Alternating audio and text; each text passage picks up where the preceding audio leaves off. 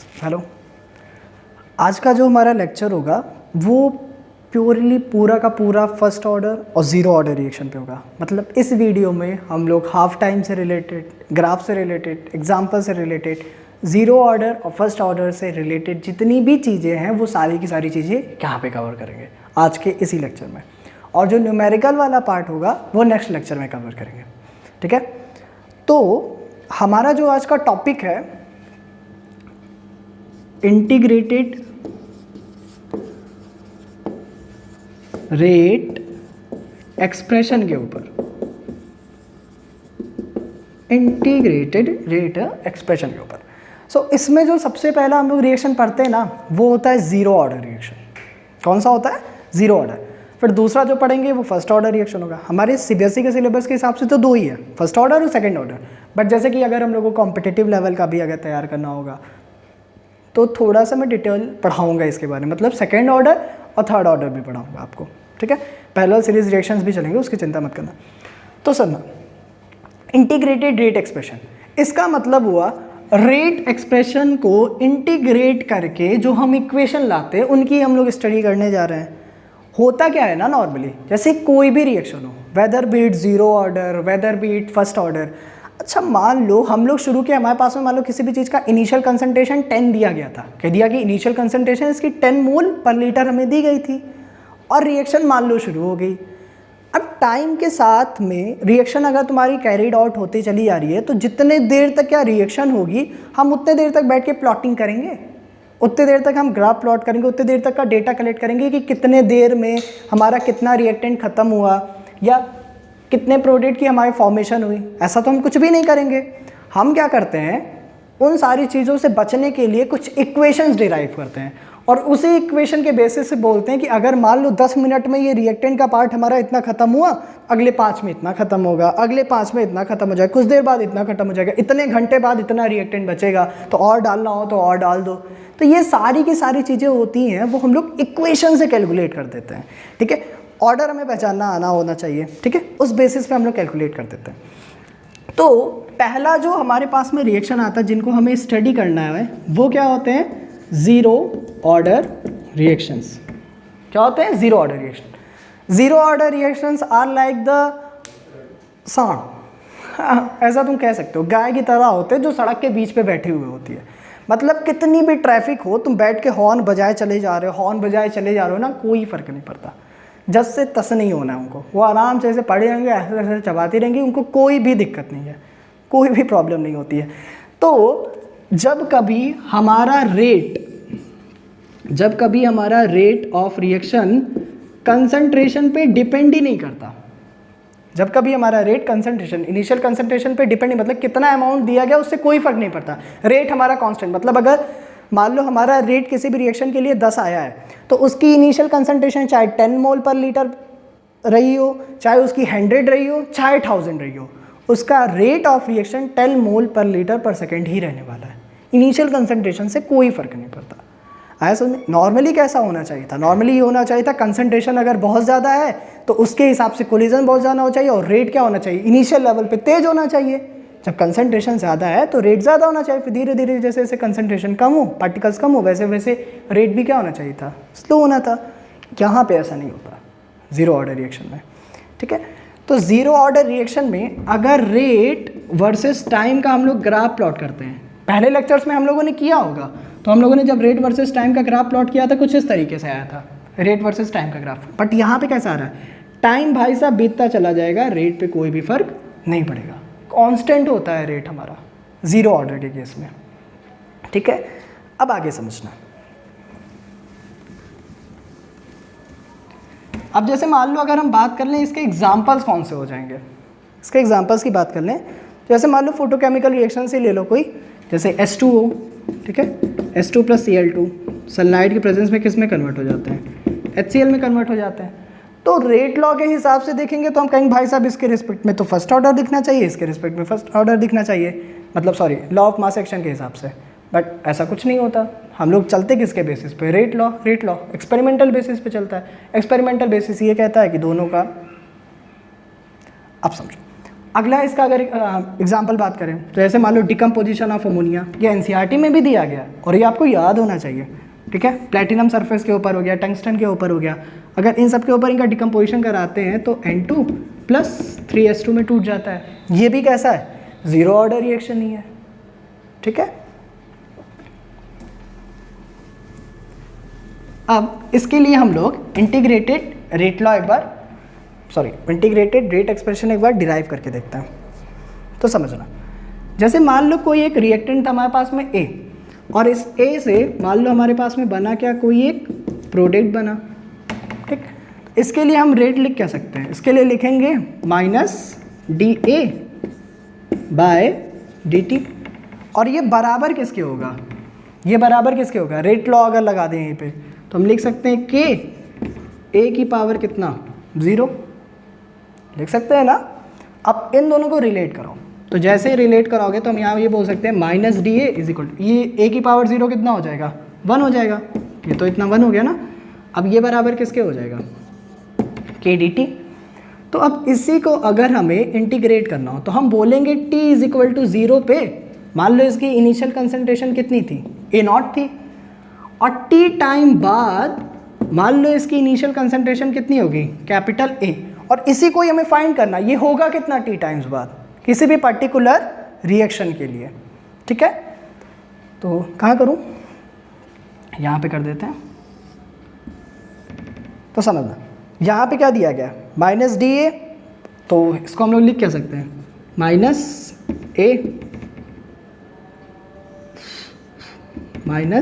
-A बराबर किसके हो जाएगा, KT। इसको डायरेक्ट कर दिए, ठीक है। अब यहाँ से हम लोग ये फाइंड कर सकते हैं कि जो हमारा A होगा वो बराबर किसके होगा, A0 - KT के होगा। कुछ स्ट्रेट लाइन इक्वेशन दिखाई दे रही है, y = mx + c से रिलेट कर सकते हैं हम लोग। मतलब यहाँ पे अगर हम लोग देखेंगे, इसको अगर रिलेट कराना चाहें, यहाँ पे इरेज कर रहे हैं, आप लोग भी साथ में नोट करते रहना, ठीक है।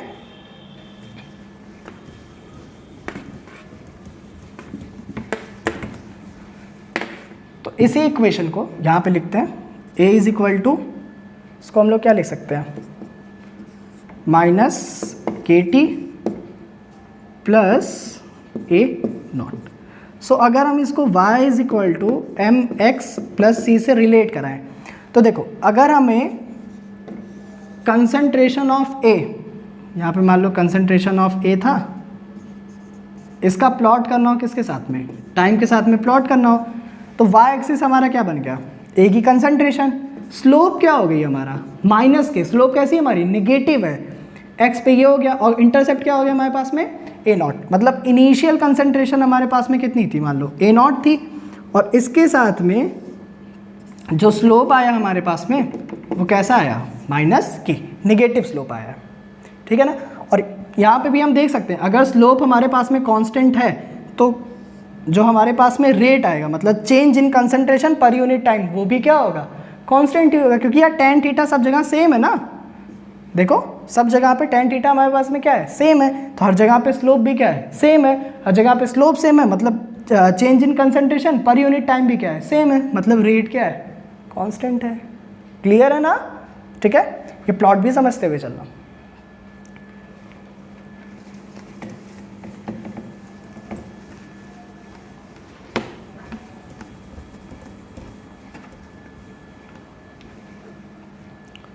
तो उस ग्राफ से अगर हम लोग समझना चाहें तो जैसे मान लो वहाँ पे दिया होता कि कंसंट्रेशन हमारी 10 से 2 मिनट बाद मान लो 8 हो गई, 2 मिनट बाद मान लो कितनी हो गई, 8, तो अगले 2 मिनट बाद भी कितना आएगा, इक्वल टाइम में इक्वल चेंज आना चाहिए।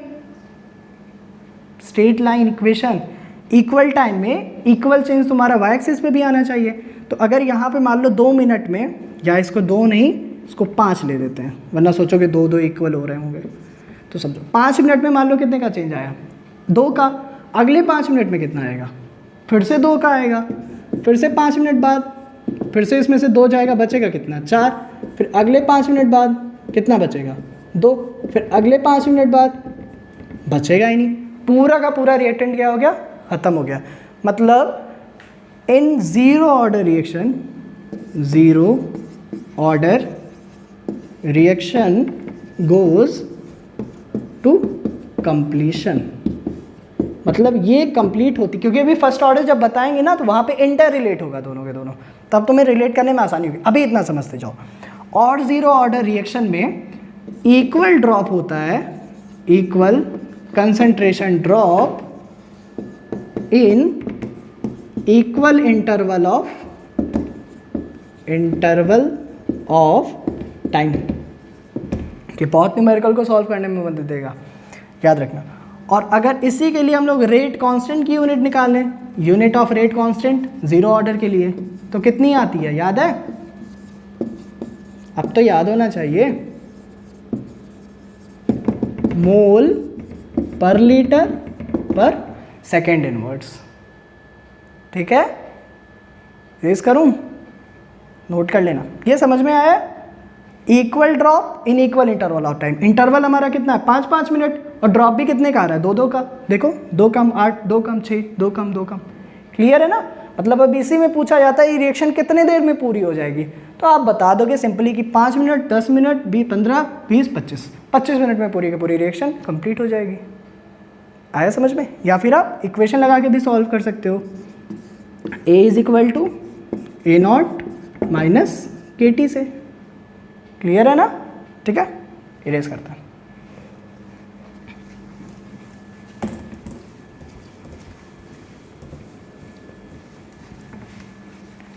अब एक टर्म आता है हमारे पास में, half life time.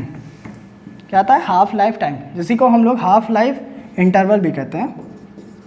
Half life time, इस हाफ लाइफ टाइम का मतलब होता है कि किसी भी रिएक्टेंट के इनिशियल कंसंट्रेशन को आधा होने में, इनिशियल कंसंट्रेशन को आधा होने में जितना टाइम लगता है, उसी को हम लोग उसकी क्या कहते हैं, हाफ टाइम कहते हैं। जैसे कि मान लो किसी की इनिशियल कंसंट्रेशन दी गई हो 5, तो 5 से 2.5 आने में, मतलब आधा होने में, 5 से 2.5 आने में उसको जितना टाइम लगा, मान लो कितना टाइम लगा, 10 मिनट लगा, तो 10 मिनट उसकी क्या होगी, हाफ लाइफ टाइम होगी। 100 था, 100 से 50 आने में मान लो उसको 10 मिनट्स लगे, तो 10 मिनट जो था वो इसकी क्या होगी, हाफ लाइफ टाइम होगी। ठीक है, मतलब इनिशियल कंसंट्रेशन का आधा होने में जितना टाइम लगता है वही क्या होती है हमारे पास में, हाफ लाइफ टाइम होती है। तो अब यही अगर हमें जीरो ऑर्डर के लिए डिफाइन करनी हो, half life time for zero order reaction, तो कितना आएगा? देखो फाइनल कंसंट्रेशन को हमें करना क्या है, इनिशियल कंसंट्रेशन का आधा, यही तो करना है ना। चलो करते हैं। इक्वेशन क्या थी हमारे पास में, इक्वेशन थी A is equal to A0 minus KT। A की वैल्यू दी क्या गई है, A0/2, लिख देते हैं यहाँ पे A0/2 बराबर कितना, A0 माइनस KT। ठीक है, चलो यहाँ से फाइंड करनी है। और यहाँ पे T हो क्या जाएगा, T को अगर हमें बोलना हो, इसी को हम लोग लिख देते हैं T हाफ, क्योंकि अभी 50% आधा हो चुका है ना, उसी का तुम्हें निकालना है, इसी को T हाफ कहते हैं। और हाफ लाइफ टाइम को हम लोग डिनोट कैसे करते हैं, डिनोटेड बाय, चाहे ऐसे कर दो T हाफ, या फिर इसी को ऐसे T 50%। ठीक है, दोनों तरीके करने के, कॉमन ये है T हाफ वाला। तो अब मान लो यही T हाफ हमें निकालना था, कैसे निकालेंगे, इसको इधर भेज दो, उसको उधर भेज दो, तो KT 1/2 is equal to A0 minus A0/2। और यहाँ से अगर हम लोग T हाफ की वैल्यू निकालेंगे तो कितना आ जाएगा हमारे पास में, A0/2K, A0/2K। यहाँ पे हमें ये दिख रहा होगा कि 1/2K, इसको हम और कैसे लिख सकते हैं, T हाफ को, इसको लिख सकते हैं 1/2K इंटू कितना, A0। तो 1/2K तो कांस्टेंट है ना, तो हमें यहाँ पे ये दिखाई दे रहा है कि जो T हाफ है वो डायरेक्टली प्रोपोर्शनल होता है किसके, इनिशियल कंसंट्रेशन के। मतलब इनिशियल कंसंट्रेशन अगर हम बढ़ाते चले जा रहे हैं, T हाफ भी हमारा क्या होगा, बढ़ता चला जाएगा। कैसे, ध्यान से समझना। जैसे कि मान लो इतना इरेज करते हैं, ये वाला पार्ट इरेज करते हैं, साथ में नोट करना प्लीज़। ठीक है,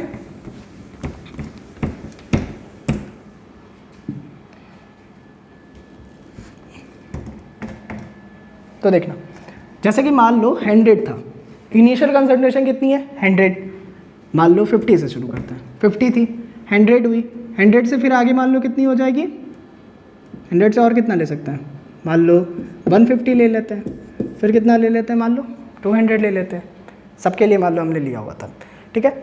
अब इनिशियल कंसंट्रेशन हम क्या कर रहे हैं, बढ़ाते हुए चले जा रहे हैं। अब इसके लिए मान लो हमें सबके लिए हाफ लाइफ टाइम अगर कैलकुलेट करनी हो, तो मान लो अगर रिएक्शन सेम है तो उसके लिए के की वैल्यू भी क्या होगी हमारे पास में, सेम ही होगी, है ना। के की वैल्यू क्या होगी हमारे पास में, सेम होगी। तो ध्यान से समझो, इक्वल ड्रॉप वाला भी फंडा सिखाया था ना मैंने, मतलब आधे होने में कितना टाइम लगने वाला है, तो ध्यान से समझो, उसी को सॉल्व करके बताते हैं। मान लो यहाँ पे मैंने कॉमन कितना लिया है, 50। अभी धीरे धीरे समझ में आएगा, ध्यान से समझना, क्योंकि मैं नहीं चाह रहा कि आप इक्वेशंस के बेसिस पे सॉल्व करो, मतलब फॉर्मूला रखो बैठ के, जो भी इक्वेशन दिया गया पढ़ो, ये दिया गया वो फॉर्मूला पे रखो, आंसर आ जाए। यार ऐसा मत करो ना, फिर समझ में नहीं आएगा अच्छे से, ठीक है। इसीलिए इसको बड़े आराम से समझ लो। मतलब क्या होता है, ग्राफ तो अभी लीनियरली प्लॉट कर ही देंगे, कोई मतलब नहीं है, ठीक है। इसको समझते हुए चलो। तो जैसे मान लो गैप कितने का, 50-50 का, 50 वाला गैप ले लेते हैं, क्योंकि अभी बताया ना, equal drop in equal interval of time, equal drop in equal interval of time. तो मान लो मैं बोलूँ कि 200 से 50 गिरा 150, मान लो इसके मिनट लगे 5 मिनट, फिर अगले 150 से डिक्रीज़ होने में 100 पे पहुँचने में कितना लग गया, 5 मिनट, फिर इससे 50 डिक्रीज़ हुआ 5 मिनट, फिर इससे भी अगर 50 डिक्रीज़ हो जाएगा तो 0 5 मिनट बाद। तो ध्यान से समझो, अगर इसका हाफ लाइफ टाइम हम लोग देखें यहाँ पे, इसका हाफ लाइफ टाइम, तो 200 का हाफ लाइफ टाइम कितना होगा, 200 का हाफ लाइफ टाइम 100, 200 का कितना होगा 100, तो 200 से 100 आने में कितना मिनट लगा, 10 मिनट। मतलब इसका हाफ लाइफ टाइम कितना है हमारे पास में, 10 ही मिनट है। अब देखो 150 का हाफ लाइफ टाइम कितना होगा, 75, 150 का कितना होगा 75, तो 150 से 75 आने में, यहाँ तक आने में कितना मिनट लगेगा, देखो यहाँ तक तो 5 मिनट, तो यहाँ तक कितना 2.5 मिनट, तो कितना लगेगा 7.5 मिनट। तो ये कितना लगा हमारा 7.5 मिनट, 7.5 समझ में आता है, 7.5, ठीक है। अब 100 का मान लो पता करना था, तो 100 का कितना होता है 50 ही होता है, कितना मिनट लगा 5 मिनट ही लगा, 100 से 50 आने में 50 ही लगा। अब 50 का निकालना हो तो 50 का हाफ लाइफ टाइम निकालोगे तो इसका आधा करोगे, कितना मिनट लगेगा 2.5 मिनट, कितना लगा 2.5 मिनट। तो ध्यान से समझो, इनिशियल कंसंट्रेशन के डायरेक्टली प्रोपोर्शनली तो है टी हाफ, मतलब इनिशियल कंसंट्रेशन हम लोग बढ़ा रहे हैं, टी हाफ की वैल्यू भी क्या हो रही है, बढ़ती चली जा रही है। तो अगर इस इक्वेशन को हम लोग यहाँ पे देखें, T half is equal to 1/2 के ए नॉट, इसको अगर हमें प्लॉट करना हो, टी हाफ को हमें ए नॉट के साथ में, इनिशियल कंसंट्रेशन के साथ में क्या करना हो, प्लॉट करना हो, तो ये ग्राफ कैसा जाएगा, स्ट्रेट जाएगा। और इसकी स्लोप कितनी होगी 1/2 के, स्लोप देखो 1/2 के, एम एक्स प्लस सी से रिलेट कराओगे, इंटरसेप्ट 0 आ रहा है, तो एम कितना होगा 1/2 के। क्लियर है ना, ठीक है। इसको नोट करते रहना, इरेज कर रहा है।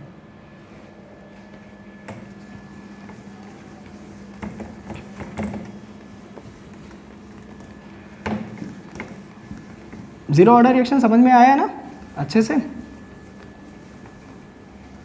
नहीं आया होगा, कुछ डाउट होगा तो क्लियर कर लेना, ठीक है, पूछ लिया करो। वैसे आज तक किसी ने पूछा नहीं अभी तक, जितने भी लेक्चर हुए हैं, ठीक है। अब अगला देखो, अब अगला पार्ट है हमारे पास में फर्स्ट ऑर्डर रिएक्शन। कैसा है first order reaction. Zero order reaction के लिए मैंने एग्जाम्पल किसका दिया था, गाय वाला दिया था, कि हॉर्न बजाते हुए चले आ रहे हैं, कोई फ़र्क ही नहीं पड़ रहा उसके ऊपर। ये ना एक तरीके का डॉग होता है, फर्स्ट ऑर्डर रिएक्शन, उसको डॉग से रिलेट कराते हैं, मतलब कोई कुत्ता था उसके सामने तुम हॉर्न बजाओ, जैसे ही बजाओगे देखो इनिशियल लेवल पे तुरंत तेज़ी से चौंकेगा, फिर भागने की कोशिश करेगा, फिर धीरे धीरे जैसे हॉर्न से दूरी बढ़ती चली जाएगी उसकी स्पीड भी क्या होती चली जाएगी, स्लो होती हुई चली जाएगी। ज़ीरो ऑर्डर में ऐसा कुछ नहीं था, ज़ीरो ऑर्डर में क्या था, डिपेंड ही नहीं करता था टाइम पे। यहाँ पे क्या हो रहा है, रेट टाइम के साथ में क्या होता रहता है, डिक्रीज होता रहता है, इसको टच नहीं करेगा ये, रेट टाइम के साथ में क्या होता रहता है, डिक्रीज होता रहता है। वहाँ पे कैसा था, ज़ीरो ऑर्डर में रेट टाइम के साथ में कोई डिपेंडेंसी नहीं रखता था। तो जब कभी हमारा rate of reaction directly proportional हो किसी भी एक कंसंट्रेशन टर्म के, तो उसी को ही हम लोग क्या कहते हैं, फर्स्ट ऑर्डर रिएक्शन कहते हैं। अब इसके एग्जाम्पल की बात कर लें तो इसके एग्जाम्पल की जैसे बात करोगे तो मान लो इन्वर्जन ऑफ केन शुगर ले लो, जैसे C12H22 O11 प्लस H2O किसी मिनरल एसिड की प्रेजेंस में, तो C6H12 वो 6 ग्लूकोज और किस में टूट जाता है, ये फ्रक्टोज में टूट जाता है, ठीक है। और डिकम्पोजिशन ऑफ H2O2 का भी हम लोग ले सकते हैं, H2O में टूट जाता है और किस में टूट जाता है, O2 में टूट जाता है, ठीक। और एग्जांपल अगर लेने हो तो H2 प्लस नहीं सॉरी और इसके और अगर एग्जांपल N2O5 का डिकम्पोजिशन भी ले सकते हैं, NO2 प्लस O2 इसके 4 मॉलिक्यूल्स, ठीक है। ये सारे के सारे एग्जांपल्स किसके हुए, हमारे फर्स्ट ऑर्डर के हुए। आप इससे देख के तो कह सकते हो कि यार इसमें तो दो टर्म आ रहे हैं, बट जब कभी H2O आता है हमारे पास में एक्सेस में ना, तो वो अपने आप में कांस्टेंट हो जाता है। तो इसके बारे में हम लोग पढ़ेंगे, डिटेल में पढ़ेंगे, स्यूडो यूनिमोलिकुलर रिएक्शन इसे कहते हैं, ठीक है। तो वहाँ पे भी पढ़ेंगे। मतलब लगता तो कुछ और है बट हो रहा है फर्स्ट ऑर्डर। इतना समझ में आया है? ये तो एग्जाम्पल था, ये क्या समझोगे?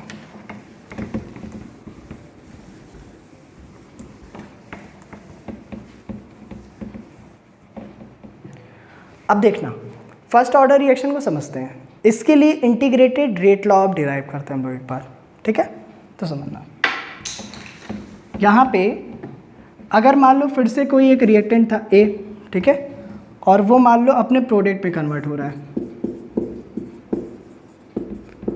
तो इसके लिए अगर मान लो हमें रेट लिखना होगा तो हम लिख सकते हैं रेट बराबर किसके, -dA/dt, और ये बराबर किसके होगा, K × A की पावर कितना 1, रेट लॉ के हिसाब से, ठीक है। तो अगर मान लो इस A को हम लोग यहाँ पे लेके चले जाएँ और dt को वहाँ लेके चले जाएँ, तो हम क्या लिख सकते हैं, -dA/A बराबर किसके हो जाएगा, K dt के, है ना। और इससे हम लोग क्या लिख सकते हैं, कुछ इस तरीके का दिख रहा है, dx/x क्या देता है हमें, नेचुरल लॉग x, या इसी को हम लोग कैसे लिख सकते हैं, ln of x, इस तरीके से लिख सकते हैं ना, लाके ही रख दो। इसे हम लोग क्या लिख सकते हैं, natural log of a, integrate करने के बाद डायरेक्ट लिख लो, ठीक है। वो कांस्टेंट वगैरह अभी हम नहीं लगा रहे हैं, आप लोग वो सब कर लेना। और ये बराबर किसके हो जाए, kt, मतलब एट t = 0 पे एट t = या स्टेप वाइज अभी कर देते हैं, रुक जाओ, ध्यान से समझना। यहाँ पे मान लो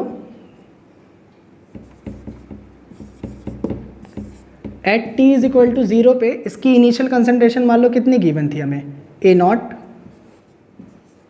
और एट t = t पे फाइनल टाइम पे इसकी इनिशियल कंसंट्रेशन कितनी दी गई थी, मान लो A दी गई थी, ठीक।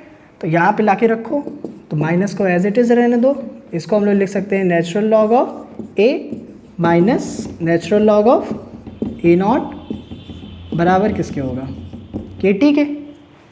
क्लियर है ना, ये बराबर किसके हुआ, KT। तो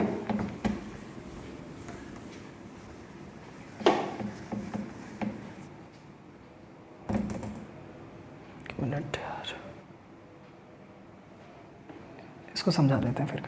तो अब देखना, इसको अगर यहाँ पे करेंगे तो क्या लिख सकते हैं, natural log of A0 minus natural log of A बराबर किसके हो जाएगा, KT के। और जब कभी हमारा इस तरीके से अगर दिया होता है तो हम इसको कैसे लिख सकते हैं, माइनस में लिखा होता है तो इसको अपॉन में कर सकते हैं ना, ठीक है। लिख दो यहाँ पे natural log of A0 by कितना, A बराबर किसके हो जाएगा, KT, ठीक है। अब नेचुरल लॉग जब हटता है और उसकी जगह पे अगर हमें लॉग टू द बेस 10 अगर लेके आना हो तो हम किससे मल्टीप्लाई कर देते हैं, 2.303 से। तो ये बन जाएगा 2.303 लॉग ऑफ A0 बाय कितना, A बराबर किसके हो जाएगा, KT, ठीक। तो K बराबर किसके हो जाएगा, 2.303 by T log of A0 by कितना, A, ठीक है। 1 मिनट में वीडियो पॉज करके बोर्ड थोड़ा सही कर दूँ, आप लोग इसे नोट कर लेना, ठीक है।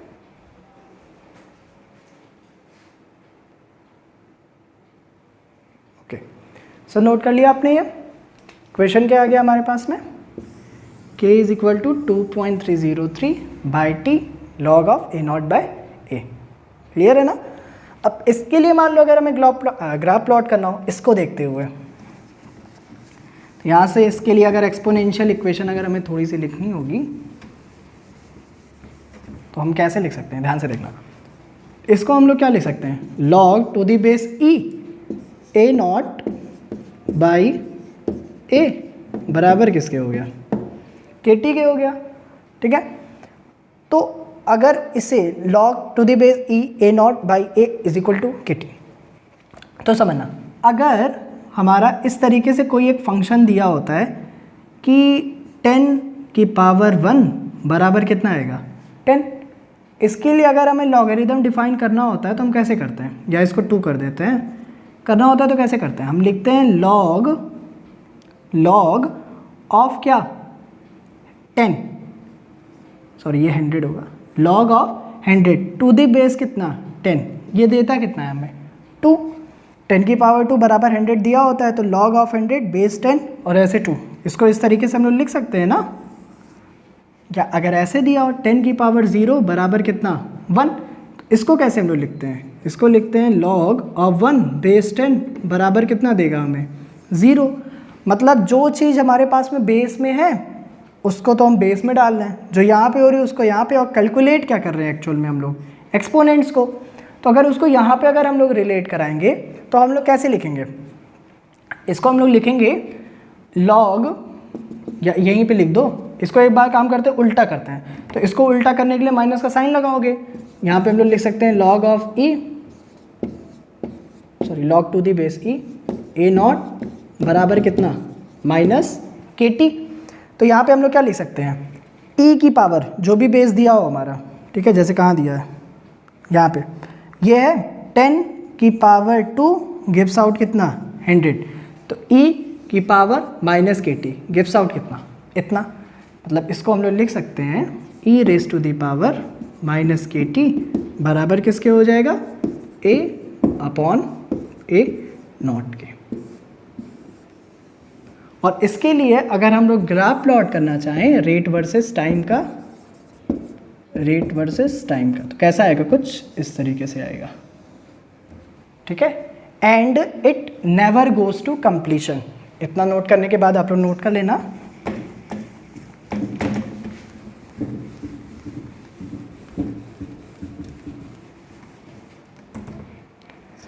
It never goes to completion. Zero order में ऐसा नहीं था, याद है ना, ज़ीरो ऑर्डर में पूरा का पूरा। और इसके लिए अगर हमें यूनिट ऑफ रेट कांस्टेंट लिखना हो तो unit of rate constant first order के लिए क्या होती है, याद है, टाइम इनवर्स, सेकंड इनवर्स वगैरह, है ना। और यहाँ पे अगर हमें हाफ लाइफ टाइम अगर कैलकुलेट करनी हो तो इसके लिए अगर हमें हाफ लाइफ टाइम कैलकुलेट करनी हो तो कितना आएगा, चलो सॉल्व करते हैं। तो देखो हाफ लाइफ टाइम अगर यहाँ कैलकुलेट करनी है तो मतलब हुआ जो फाइनल कंसंट्रेशन होगा हमारा वो इनिशियल कंसंट्रेशन का क्या होगा, आधा होगा, यही तो है ना। और इक्वेशन क्या है हमारे पास में, k is equal to 2.303 divided by T log of initial concentration upon final concentration. तो अगर टी हाफ हमें निकालना है, मान लो यहीं पे लिख देते हैं टी हाफ बराबर कितना होगा 2.303 बाय के लॉग ऑफ ए नॉट की जगह पे ए नॉट ही लिखो और ए की जगह पे क्या लिखेंगे आपकी हम लोग ए नॉट बाई 2। तो ए नॉट बाई 2 लिखोगे 2 किधर आ जाएगा, ऊपर आ जाएगा। ए नॉट से ए नॉट कटा तो ए नॉट से ए नॉट कटेगा, कितना आ जाएगा 2 ही बचेगा। और लॉग ऑफ 2 इंटू 2.303, इसको जब हम लोग सॉल्व करेंगे आएगा 0.693 डिवाइडेड बाई कितना के। मतलब जो हमारी टी हाफ है फर्स्ट ऑर्डर के लिए वो कितनी आई 0.693 बाई के, क्या आई 0.693 बाई के। तो इस बेसिस पे हम लोग फर्स्ट ऑर्डर की टी हाफ के लिए बोल सकते हैं कि half life time of first order half life time of first order reaction is independent of initial concentration. मतलब ये इनिशियल कंसंट्रेशन पे डिपेंड नहीं करती, जीरो ऑर्डर करती थी। वहाँ पे क्या आया था हमारा हाफ लाइफ टाइम A0/2K, ठीक है, तो वहाँ पे तो डायरेक्टली प्रोपोर्शनल थी। बट यहाँ पे जो T हाफ होती है, यहाँ पे जो हमारा T हाफ होता है, अगर उसका प्लॉट हम लोग इनिशियल कंसंट्रेशन के साथ में करेंगे ना, तो कैसा होगा? कोई फ़र्क नहीं पड़ेगा। इनिशियल कंसंट्रेशन कुछ भी हो, T हाफ पे कोई भी फ़र्क नहीं पड़ेगा। क्लियर है ना?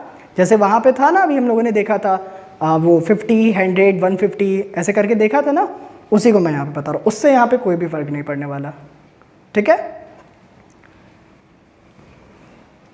तो इसको इरेज कर रहे हैं।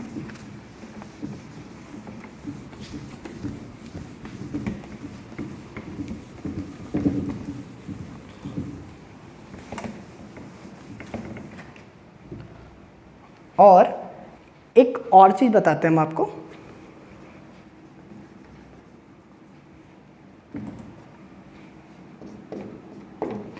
जैसे जो इक्वेशन था ना हमारे पास में, k = 2.303 by T log of initial concentration bye final concentration.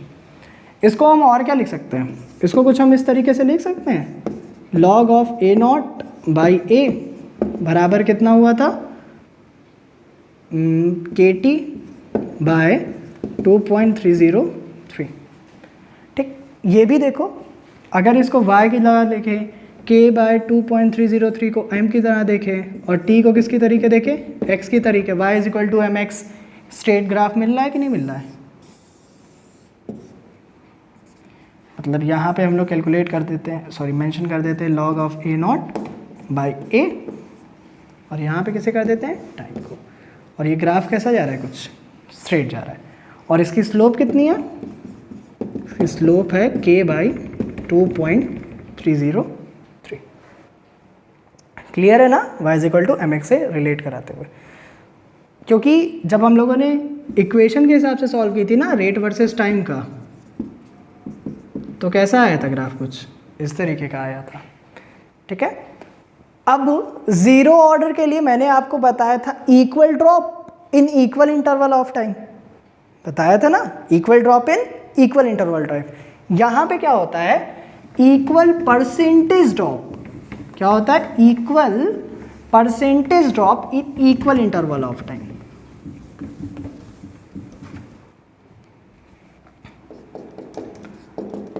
Equal percentage drop in equal interval of time. यार याद रखना, ये बहुत अच्छे क्वेश्चंस को सॉल्व करने में मदद देगा।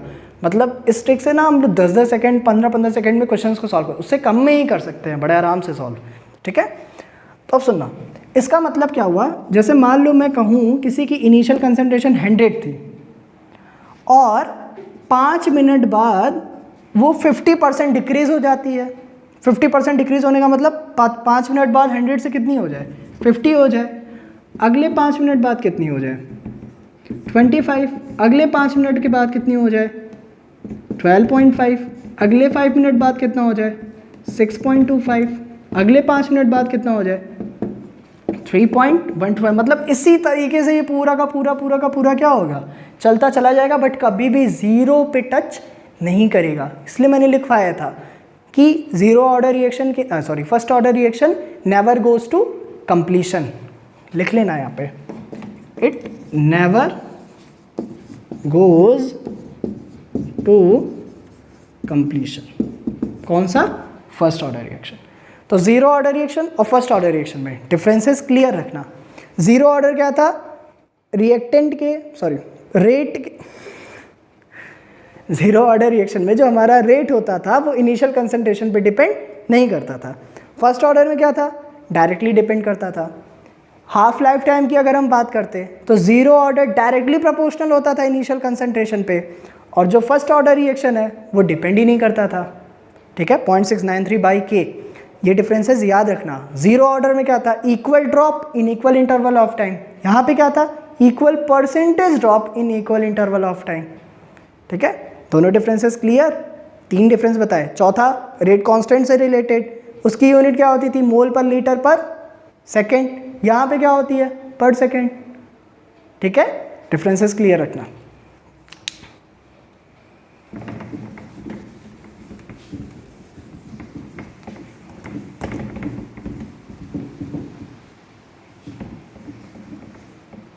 तो आज की क्लास को यहीं पे बंद करते हैं।